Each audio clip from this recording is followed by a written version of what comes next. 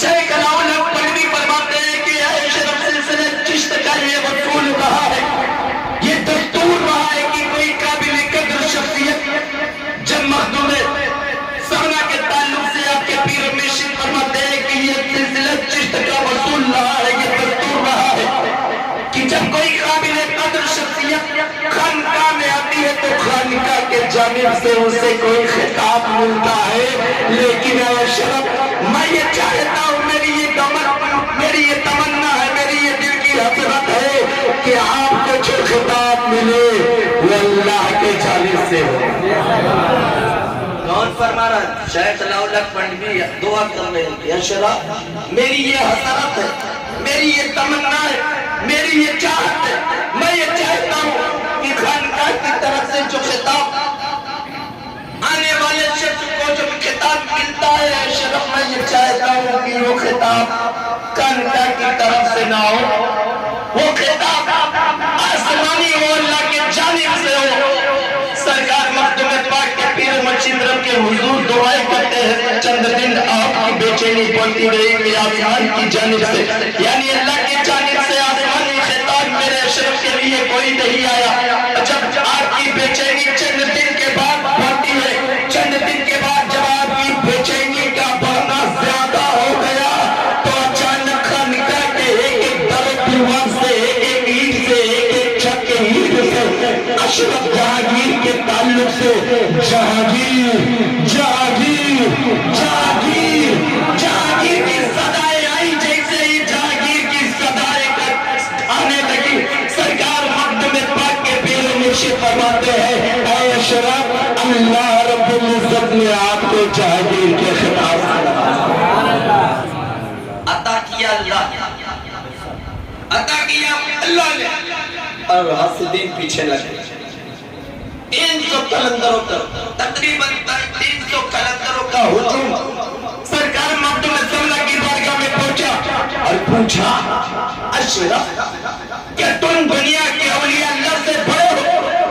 جو تمہیں جہانگیری کا خطاب ملا، تم کو جہانگیری کا خطاب کس نے دیا، کہاں سے ملا؟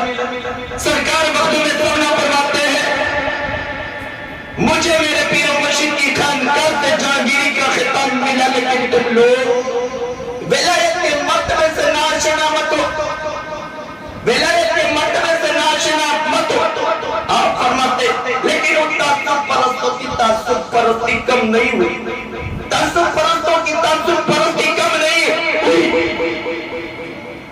سرکار مخدوم پاک کو ایک دن جلال آیا اور علی کلندر درویش نام کا ایک شخص کھڑا ہوا تھا اشرف کہ تم دنیا کے اولیاء اللہ سے افضل ہو، جو خطاب تمہیں جہانگیری کا خطاب ملا وہ کہاں سے ملا؟ اتنا سننا تھا کہ مخدوم پاک کو جلال آیا، اور جیسے ہی مخدوم پاک کو جلال آیا آپ نے علی کلندر کی جانب ایک نگاہ اٹھائی، اور علی کلندر کی جانب جب ایک نگاہ جلال کی اٹھائی تو فوراً علی کلندر درویش زمین پر گرتا ہے، اس کی روح پرواز کر جاتی ہے۔ سرکار مخدوم پاک فرماتے ہیں اے علی کلندر درویش تم اتنا نہیں جان سکتے کہ میں صرف جہانگیر ہوں، نہیں نہیں میں جہانگیر بھی ہوں اور جہانگیر۔ یہ سرکار مخدوم پاک فرماتے ہیں آپ کے ساتھ بھی حاسدینوں کی جماعت لگی، جب مخدوم پاک کو نہ چھوڑا تو ہم اور آپ اس کھیت کے مولے ہیں کہیں کہ اتنے متقی پرہیزگار عبادت گزار اللہ کے ولی، وہ ولی جو رب کی عبادت کرتے کرتے کرتے کرتے دنیا کا پورے روئے زمین کا آپ نے پیدل گشت کیا، پورے روئے زمین کا مخدوم پاک نے پیدل گشت کیا، اور پورے روئے زمین کا پیدل گشت کر کے مخدوم سمنا نے اللہ کے ذکر و اذکار سے ہر گلی کوچے کو آپ نے منور کیا، ہر گلی کوچے میں آپ نے اللہ کا ذکر کیا۔ کوئی ذکر سرکار مخدوم پاک نے کسی گلی کوچے کسی محلے میں آپ ذکر سے غافل نہ ہوئے، بلکہ دین کی تبلیغ کے لیے، رب کی خوشنودی کے لیے، رب کی رضا کے لیے لیے مخدوم پاک نے جب سمنان کی سلطنت کو ٹکرایا، ہندوستان کے لیے روانہ ہوئی، ہندوستان کے لیے روانہ ہوئے، دہلی پہنچے، دہلی سے بہار پہنچے، بہار سے آپ اپنے پیر و مرشد شیخ علاؤالحق تھانوی کی بارگاہ میں پہنچتے ہیں۔ 20 سال آپ اپنے پیر و مرشد کی خدمت کرتے ہیں، اور خدمت کرنے کے بعد پیر و مرشد نے آپ کو تبرکات عطا کیا، پیر و مرشد نے آپ کو تمام تبرکات عطا کیا، اور جب 20 سال کے بعد آپ سمنان سے عراق جاتے ہیں، عراق سے جب چوچا کے لیے ایک روایت کے مطابق سرکار مخدوم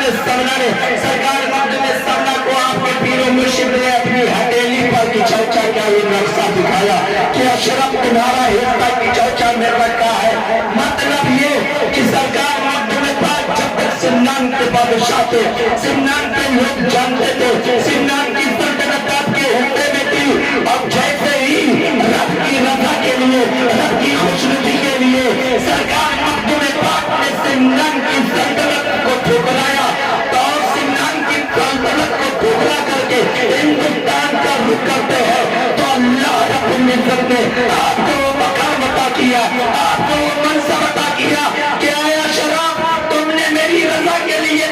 تم نے میری رضا کے لیے، تم نے میری خوشنودی کے لیے سمنان کی سلطنت کو ٹھکرایا ہے۔ اشراف، اگر تم نے میری رضا کے لیے سمنان کی سلطنت کو ٹھکرایا ہے، تو میں تجھے ایسی سلطنت عطا کر رہا ہوں جو قیامت تک قائم و دائم رہے گی،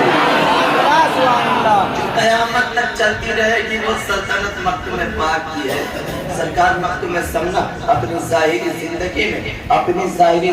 میں جب سمنان کی سلطنت پر فائز تھے، تو کسی بھی مذہب کا ہو، کسی بھی فرقے کا ہو، بابو یہ نیا قرآن شریف ہے، یہاں ضرورت نہیں ہے، اپنے گھر لے کے چلے جاؤ، چلو لے کے جاؤ، اتنا قرآن شریف دکھائی پڑا کم ہے،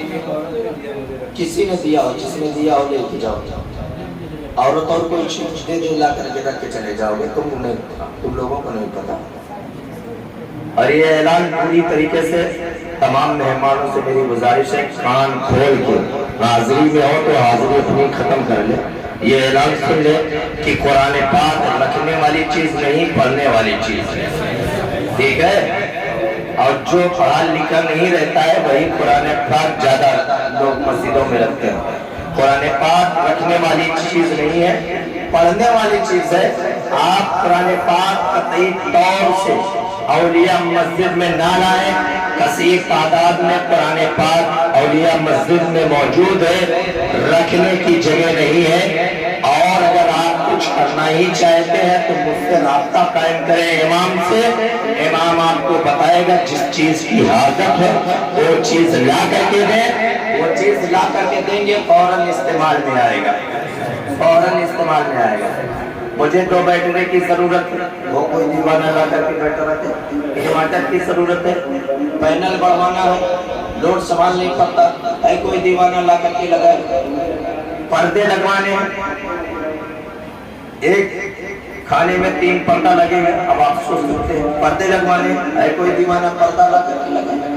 ایسے بہت سارے مسجد کا کام جو ہوا ہے، اس کام میں بھی کچھ پیسے ہمارے اوپر مسجد کا قرض ہے، وہ کوئی مجھ سے ایڈریس لے کر کے جائے مسجد کے نام پہ، وہ میرے اوپر جو قرض ہے فتوا کر کے آئے، ان سب چیزوں میں پیسہ لگاؤ تو فوراً کام میں آ جائے۔ یہ کیا قرآن شریف موجود ہے، پورا گنبد، اگر آپ کہیں تو میں باہر نکلوا سکتا ہوں، اذان گاہ کا پورا گنبد قرآن پاک 12 کی پیٹی سے بھری ہوئی۔ کیا 12 اور قرآن پاک رکھنے والی چیز ہے؟ رکھنے والی چیز نہیں ہے۔ اگر آپ مخدوم پاک کی محبت دلوں میں بسا کر کے دنیا کے کسی کوشنے میں، کسی بھی مسجد میں آپ قرآن پاک کو دو گے تو جو ثواب آپ کو اولیاء مسجد میں دینے کا ملے گا وہی ثواب اس مسجد میں بھی دینے کا ملے گا۔ کیا ضروری ہے جہاں بھرا ہے وہاں نہ کرتے ہیں؟ آپ اس مسجد کو دیکھو جہاں چٹائیاں نہیں ہو پاتی، چٹائی کی ہمارے یہاں ضرورت ہے، لاؤ چٹائی لے کے آؤ، رابطہ تو کرو۔